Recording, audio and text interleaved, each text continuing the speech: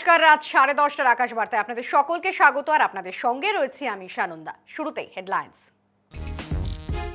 দেশে 44 লক্ষ ভ্যাকসিন নষ্ট, শীর্ষে তামিলনাড়ু। আরটিআইতে জানালো কেন্দ্র, ভারতের 64% টিকা ভিনদেশে কেন? প্রশ্ন তুললেন মমতা। খোলা বাজারের দাম নিয়ন্ত্রণের দাবিতে মোদীকে চিঠি। রাজ্যে 24 ঘন্টায় রেকর্ড সংক্রমণ, আক্রান্ত প্রায় 10,000, মৃত 46। সব হাসপাতালে বাড়ছে বেড। সংক্রমণ রোধে নির্বাচনে কি ব্যবস্থা? নবান্নের কাছে জানতে চাইল হাইকোর্ট। করোনার দ্বিতীয় ঢেউয়ে বেসামাল দেশ, অক্সিজেন, টিকা, ওষুধ নিয়ে হাহাকার সব রাজ্যে। 4 রাজ্যের তৃতীয় মিউট্যান্টের থাবা, আরো ভয়াবহ সংক্রমণের আশঙ্কা। সংক্রমণ বাড়লেও গবেষণায় বরাদ্দ কমালো কেন্দ্র। সংক্রমণ বাড়ায় ভার্চুয়াল সভা মোদীর, বহরমপুরের জায়ান্ট স্ক্রিন টাঙিয়ে দিল্লি থেকে নির্বাচনী প্রচার। করোনা নিয়ে জাতির উদ্দেশ্যে বার্তা মোদীর, টিকা নিয়ে জরুরি বৈঠক। শীতলকুচির ময়না তদন্তের রিপোর্ট প্রকাশ্যে, মাত্র 10 মিটার দূর থেকে গুলি, বুকে পিঠে উদ্দেশ্য প্রণোদিত খুনের অভিযোগ। সিআইডির কাছে রিপোর্ট তলব হাইকোর্টের, মুখে কুলুপ কমিশনের।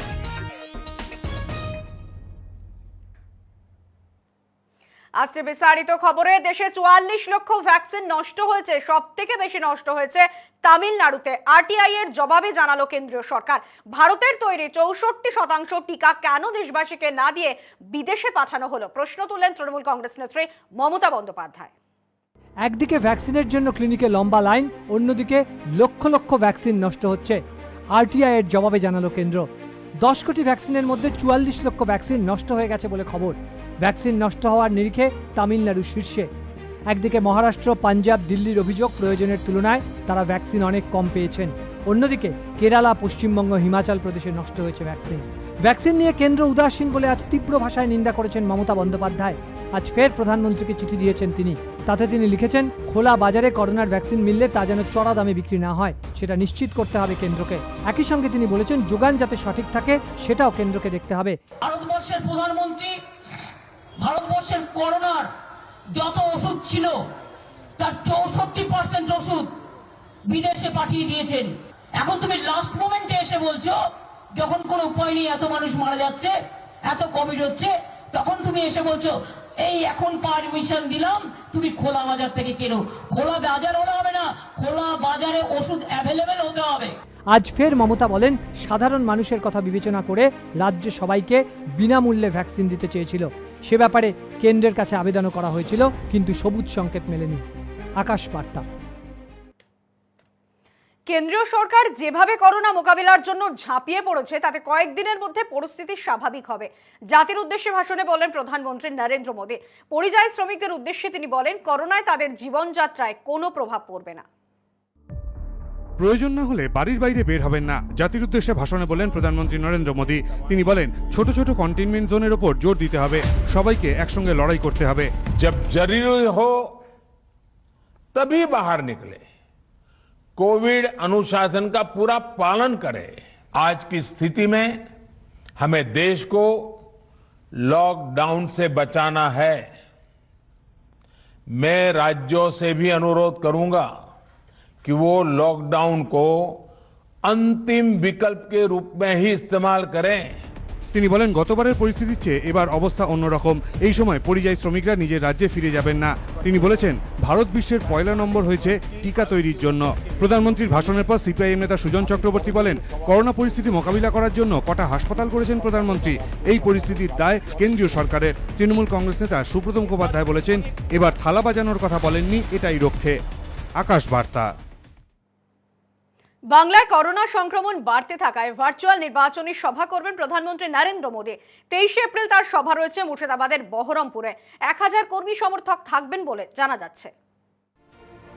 করোনা পরিস্থিতি বাড়তে থাকায় বিরোধী রাজনৈতিক দলগুলির নিশানায় পড়ে শেষ পর্যন্ত ভার্চুয়াল সভার পথেই হাঁটলেন প্রধানমন্ত্রী নরেন্দ্র মোদী। 23 এপ্রিল মুর্শিদাবাদের বহরমপুরে তার সভা ছিল।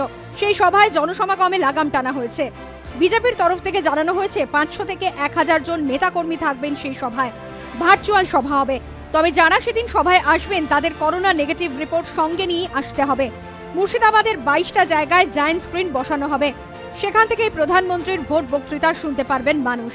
500 থেকে 1000 ব্যক্তি এবং সোশ্যাল ডিস্টেন্সিং মেনটেন করে কোভিড সিচুয়েশনে যে প্রিকশনগুলো আছে নিয়ে এখানে আসবেন। আজ সভাস্থলে যান বিজেপি রাজ্য সভাপতি দিলীপ ঘোষ।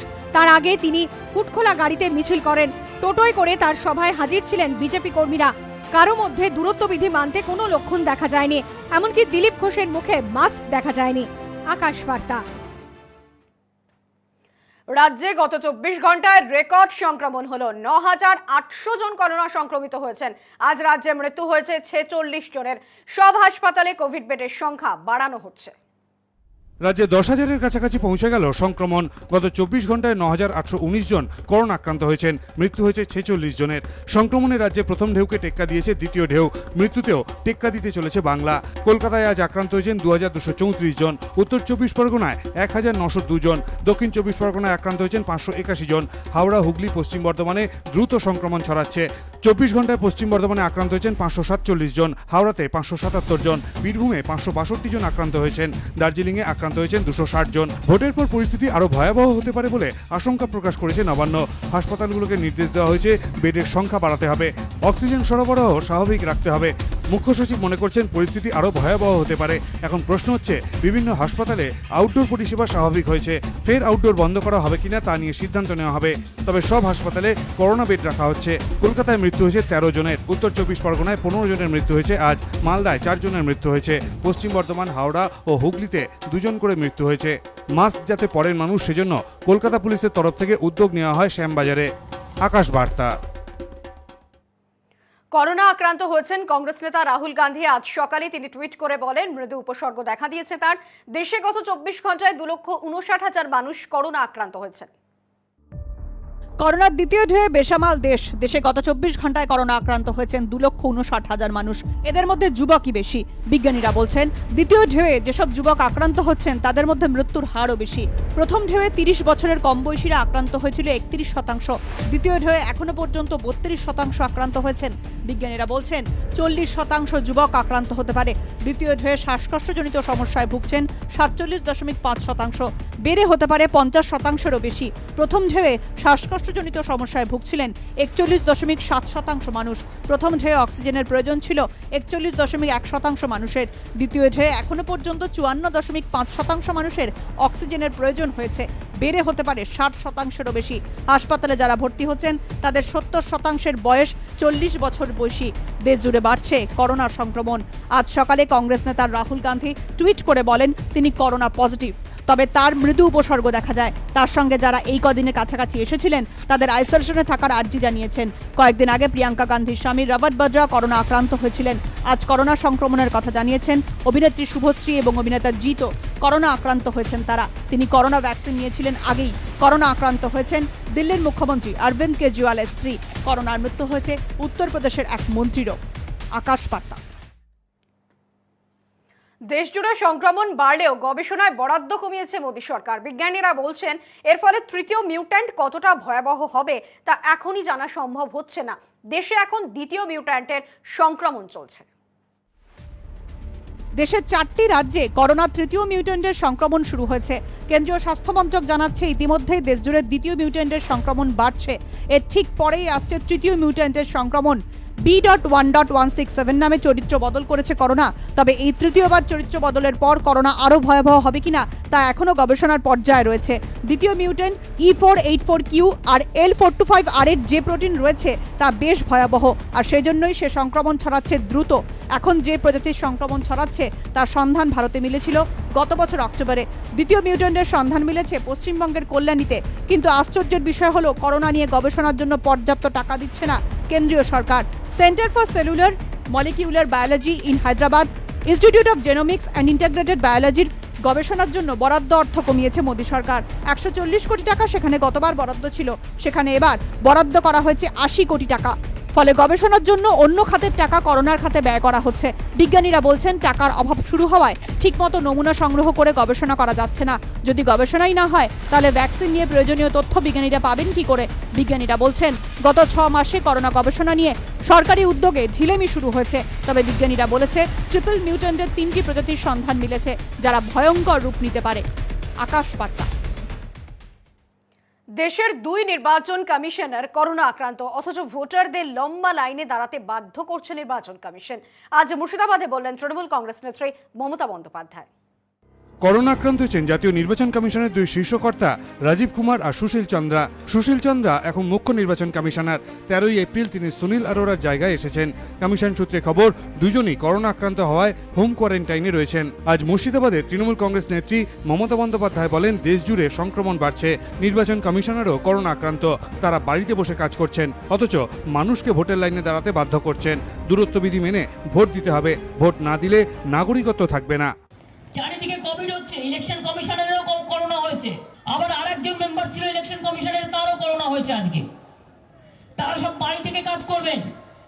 বাড়ি থেকে কাজ করা মানে তো বুঝতেই পাচ্ছেন, সবটাই তো বিজেপি করে দেয়। আজ তৃণমূল নেত্রী বলেন, রাজনৈতিক খেলা শুরু হয়েছে, সেই খেলা চলবে, ভয় না পেয়ে ভোট দিন।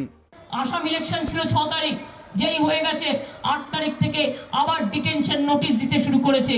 আমরা বাংলায় এনপিআর করতে দিইনি, এনআরসি করতে দিইনি, আমরা সবাই নাগরিক, আমি একটাও করতে দেবো না। তিনি বলেন, তৃণমূল কংগ্রেস এবার ক্ষমতা এলে প্রতি বছর 5 লক্ষ মানুষের কর্মসংস্থান হবে রাজ্যে। আকাশ বার্তা। করোনা আক্রান্তের শেষকৃত্য সম্পন্ন করতে 30 থেকে 80 হাজার টাকা চাওয়া হচ্ছে, এমনই অভিযোগ পাওয়া যাচ্ছে উত্তরপ্রদেশ, মধ্যপ্রদেশ ও দিল্লি থেকে। টিকার আকাল দেখা দেওয়ায় সন্ধ্যায় জরুরি বৈঠক করেন প্রধানমন্ত্রী নরেন্দ্র মোদী। করোনায় মৃত্যু হলে শেষকৃত্যের জন্য 30 হাজার থেকে 80 হাজার টাকা পর্যন্ত চাওয়া হচ্ছে মধ্যপ্রদেশ, উত্তরপ্রদেশ, দিল্লিতে। পুরোহিত থেকে শুরু করে শেষকৃত্যের যাবতীয় সরঞ্জাম বাবদ এই টাকা চাওয়া হচ্ছে দেশের 3 রাজ্যে। দেশ জুড়ে এখনো ভ্যাকসিনের আকাল কাটেনি, অক্সিজেনের অভাব মেটেনি এখনো। দেশ জুড়ে হাহাকার চলছে, বাংলাতেও আসছে না পর্যাপ্ত টিকা, এমনকি অক্সিজেনের অমিল শুরু হয়েছে। দিল্লি হাইকোর্ট আজ জানিয়েছে, এই সময় শিল্পে অক্সিজেন বন্ধ রাখতে হবে। রাতেই ভ্যাকসিন প্রস্তুতকারী সংস্থাগুলোর সঙ্গে বৈঠকে বসেন প্রধানমন্ত্রী নরেন্দ্র মোদী। জরুরি ভিত্তিতে টিকা তৈরির আর্জি জানিয়েছেন তিনি। ভারত বায়োটেক জানিয়েছে, তারা বছরে 70 কোটি টিকা তৈরি করতে পারবে। দেশ জুড়ে এখনো রেমডেসিভিরের আকাল কাটেনি। পুনেতে করোনা আক্রান্তদের চিকিৎসার জন্য যে রেমডেসিভির ইঞ্জেকশন দেওয়া হচ্ছে, তার 4র্থ ও 5ম দিনের ইঞ্জেকশন দেওয়া যায়নি সব রোগীর। ইঞ্জেকশনের আকাল রয়েছে এখনো। কবে পরিস্থিতি স্বাভাবিক হবে জানে না কেন্দ্রীয় সরকার। কেরলেও টিকার আকাল দেখা দেওয়ায় বহু কেন্দ্র বন্ধ রাখা হয়েছে। আকাশ বার্তা। নির্বাচনের সময় করোনা সংক্রমণ রুখতে কি ব্যবস্থা নেওয়া হয়েছে, কমিশন ও নবান্নের কাছে জানতে চাইল কলকাতা হাইকোর্ট। বৃহস্পতিবারের মধ্যে রিপোর্ট তলব করেছে আদালত। অনেক প্রচার হয়েছে, এবার মানুষকে বিচার করতে দিন। করোনার লাগাম ছাড়া সংক্রমণের জেরে উদ্বিগ্ন হাইকোর্ট আজ এই কথা বলে। জনজোয়ারে রাশ টানার জন্য ভোটে প্রয়োজনীয় সব রকম পদক্ষেপ নিতে নির্বাচন কমিশনকে নির্দেশ দিয়েছে হাইকোর্ট। একই সঙ্গে সুষ্ঠু ভোট পরিচালনার জন্য সাহায্য করতে রাজ্য প্রশাসনকেও নির্দেশ দেওয়া হয়েছে। গত 15 দিন ধরে ছড়াচ্ছে করোনা সংক্রমণ। সুনামির চেহারা নিয়েছে এই অসুখ, একথা আর অস্বীকার করার উপায় নেই। হাজারে হাজারে জনসভা, রাজনৈতিক সভায় বিপুল জনসমাগম, নেতাদের মিছিল, র্যালি, বাইরে থেকে নিয়মিত ভোটের জন্য আনাগোনা বঙ্গে করোনার এই ভয়াবহ রূপের জন্য দায়ী। করোনার দাপট আরও বেড়েছে সুরক্ষাবিধি শিখে ওঠায়। ডিসেম্বর জানুয়ারি মাসে সংক্রমণ কমে যাওয়ায় মাস্ক পরার প্রবণতা তলানিতে গিয়ে থাকে। সুরক্ষাবিধি নিয়ে উদাসীনতাই ফের করোনা সংক্রমণকে এত বিপজ্জনক চেহারায় ফিরিয়ে আনলো। ভোট প্রচারে কমিশনের নির্দেশই শেষ কথা বলে জানিয়ে দিয়েছে রাজ্য প্রশাসন। তা সত্ত্বেও বৃহস্পতিবারের মধ্যেই রাজ্যের ব্যাখ্যা জমা দিতে নির্দেশ দিয়েছে হাইকোর্ট। আকাশ বার্তা। করোনার ভয় দেখিয়ে শাহিনবাগের মতো কৃষকদের আন্দোলন তুলে দেওয়ার চক্রান্ত করা হচ্ছে, অভিযোগ করলেন কৃষক নেতা রাকেশ টিকায়েতে। তিনি বলেন, দিল্লির বিক্ষোভস্থলে করোনা বিধি মানা হচ্ছে। আরও একটা শাহিনবাগ হতে দিতে চাই না। করোনা সংক্রমণ বাড়তে থাকলেও কৃষকরা আন্দোলন স্থান ছাড়বেন না, জানিয়ে দিলেন কৃষক নেতা রাকেশ টিকায়েতি। কাল দিল্লিতে ঢুকে ঘেরাও করার কথা ছিল কৃষকদের। তার আগে আজ সন্ধ্যায় দিল্লির সব রাস্তা সিল করা হয়েছে, এমনকি গলির রাস্তাও সিল করে দিয়েছে দিল্লি পুলিশ। রাকেশ টিকায়েতি বলেছেন, এভাবে তাদের আটকে রাখা যাবে না। সুপ্রিম কোর্ট নির্দেশ দেয়, কৃষকদের মধ্যে সংক্রমণ হলে যেন তাতে অন্যরা সংক্রমিত না হন, সেদিকে কড়া নজরদারি রাখতে হবে। আজ পাঞ্জাব সরকার কৃষকদের বিক্ষোভস্থলে আলাদা করে স্যানিটাইজ করে। পাঞ্জাব সরকার বলেছে, তারা করোনা সংক্রমণ কমানোর চেষ্টা চালিয়ে যাচ্ছেন। কৃষকরা বলেছেন, গত বছরও করোনা সংক্রমণের কথা বলে শাহিনবাগের আন্দোলন তুলে দেওয়ার চেষ্টা হয়েছিল। সংক্রমণ যাতে না ছড়ায় সেজন্য কড়া ব্যবস্থা নেওয়া হয়েছে বিক্ষোভস্থলে। কৃষকদের টিকা দেওয়া হচ্ছে, মাস্ক পরতে বলা হচ্ছে সবাইকেই। মেডিকেল ক্যাম্পগুলো তৎপর রয়েছে, থার্মাল স্ক্রিনিংও হচ্ছে। উপসর্গ দেখা দিলেই আইসোলেশনে রাখা হচ্ছে। তারা দিল্লির রাস্তা ছাড়বেন না বলে জানিয়ে দিয়েছেন। সরকার চাপ বাড়াচ্ছে, কিন্তু চাপের কাছে নতি স্বীকার করবেন না তারা। আকাশ বার্তা। ট্রেনে মাস্ক না পরে উঠলে 500 টাকা জরিমানা করা হচ্ছে। আজ এই ছবি দেখা গেল রাজ্যের বেশ কিছু জায়গায়। রেলের কর্মীদের মধ্যে সংক্রমণ বাড়ায় বাতিল করা হয়েছে বহু ট্রেন। করোনার জোরদার থাপা পূর্ব রেলে গার্ড, চালক ও কর্মী সহ 624 জন করোনায় আক্রান্ত, যার জেরে শিয়ালদা শাখায় বাতিল হলো বহু লোকাল ট্রেন। শিয়ালদার 100 এবং হাওড়ার 60 জন ড্রাইভার ও গার্ড করোনা আক্রান্ত হয়েছেন, ফলে বিপর্যস্ত হতে চলেছে ট্রেন পরিষেবা। এখন হাতে গোনা চালক নেই, দৌড়চ্ছে বাকি ট্রেনগুলো। করোনায় আক্রান্ত হাওড়া স্টেশনের বেস কিচেনের 10 জন কর্মী। প্রতিদিন 500 মানুষের খাবার তৈরি হয় এখানে। 18 থেকে 20 জন কর্মী নিয়ে আপাতত কাজ চালানো হচ্ছে, ফলে দূরপাল্লার গুরুত্বপূর্ণ ট্রেনে খাবার পরিষেবা বন্ধ হয়ে গেছে। হাওড়া শাখায় এখনো ট্রেন বাতিল নিয়ে কোনো সিদ্ধান্ত হয়নি, তবে এক্সপ্রেস ট্রেন পরিষেবা যাতে বিঘ্নিত না হয় তার চেষ্টা চালাচ্ছে পূর্ব রেল। বিশেষজ্ঞদের মতে ট্রেন বেশি চললে ভিড় কম হয়, ফলে সংক্রমণের আশঙ্কাও কমে যায়। কিন্তু জটিল পরিস্থিতিতে পরিষেবাতে কাটছাঁট করতে বাধ্য হচ্ছে রেল। একই সঙ্গে মাস্কবিহীন যাত্রীদের চলছে ধরপাকড়। প্ল্যাটফর্ম বা ট্রেনে মাস্ক ছাড়া উঠলেই 500 টাকা জরিমানা। আজ কাটোয়া স্টেশন ও ডায়মন্ড হারবারে চেকিং এ नामे रेल पुलिस কর্মীরা। फाइन किस लिए दिया? मास्क नहीं लगाया था मैंने। मास्क नहीं लगाया। कितना फाइन हुआ? 500 रुपये। তবে যাত্রীদের অধিকাংশই মনে করছেন রেলের এই সিদ্ধান্ত একেবারেই ঠিক। মাস্ক পরা বাধ্যতামূলক করতে আরও অভিযান চালাবে রেল পুলিশ। আকাশ বার্তা। শীতলকুচি কাণ্ডে ময়না তদন্তের রিপোর্ট প্রকাশ্যে এলো। রিপোর্টে দেখা যাচ্ছে মাত্র 10 মিটার দূর থেকে গুলি চালানো হয়েছে। বুকে ও পিঠে গুলি লেগেছে নিহতদের, যদিও এই রিপোর্ট নিয়ে মুখ খোলেনি কমিশন। শীতলকুচির ঘটনাকে কেন্দ্র করে এবার প্রশ্নের মুখে কেন্দ্রীয় বাহিনী। 10 এপ্রিল নির্বাচনের দিন শীতলকুচিতে গুলি চালিয়েছিল বাহিনী। ময়নাতদন্তের রিপোর্টে পাওয়া গেছে বাহিনীর গুলি গিয়ে লাগে হামিদুল মিয়ার পিঠে, কেন পায়ে নয় তা নিয়ে প্রশ্ন উঠেছে। নিয়ম অনুযায়ী পরিস্থিতি মারাত্মক হলে শরীরের পা লক্ষ্য করে গুলি করার কথা। বুকে পিঠে গুলি লাগায় অভিযোগ উঠেছে উদ্দেশ্য প্রণোদিতভাবেই গুলি চালানো হয়েছে। তবে এসপির রিপোর্টে জানানো হয়েছে পুলিশের দিকে আক্রমণাত্মক ছিল জনতা, আত্মরক্ষার কারণেই বাহিনী গুলি চালায়। রিপোর্টে জানানো হয়েছে 3 জনের গুলিতে মৃত্যু হয়েছে। কিন্তু প্রশ্ন উঠছে, কি এমন ঘটলো যে এতটা নির্মম হতে হলো বাহিনীকে? গুলি চালাতে হয়েছে মাত্র 10 মিটার দূর থেকে। একজনের মাথায় ভারী কিছু দিয়ে আঘাত করার চিহ্ন রয়েছে বলে অভিযোগ। হামিদুলের পিঠে কিভাবে গুলি লাগলো? সে যদি আক্রমণাত্মক থাকতো তবে তার সামনে গুলি লাগতো। এসব প্রশ্নই উঠেছে ময়না তদন্তের রিপোর্ট প্রকাশ পাওয়ার পর। সামিউলের দেহে বোমার স্প্লিন্টারের ক্ষতও আছে। সেটা কিভাবে হলো তা খতিয়ে দেখবে পুলিশ। 10 এপ্রিল শীতলকুচির ঘটনার ফুটেজ কেন প্রকাশ করা হলো না তা নিয়ে আগেই বিরোধীরা সরব হয়েছে। সেদিন ঠিক কি হয়েছিল তা এখনো পরিষ্কার নয়, যদিও মুখ্যমন্ত্রী তদন্তের ভার দিয়েছেন সিআইডির হাতে। আদালতও জানতে চেয়েছে তদন্তের গতি প্রকৃতি। আকাশ বার্তা। ভোটের আগে ফের খুনের রাজনীতি শুরু হলো মুর্শিদাবাদের হরিহর পাড়ায়। খুন করা হলো এক সিপিআইএম কর্মীকে। ঘটনার প্রতিবাদে আজ রাজ্য সড়ক অবরোধ করেন সংযুক্ত মোর্চার কর্মীরা। ভোটের আগে খুনের রাজনীতি ফিরল মুর্শিদাবাদের হরিহর পাড়ায়।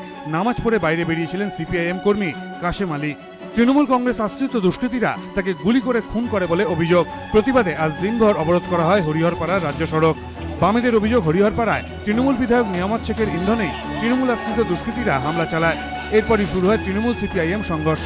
বোমার ঘায়ে 10 জন আহত হয়েছেন, তাদের ভর্তি করা হয়েছে হাসপাতালে।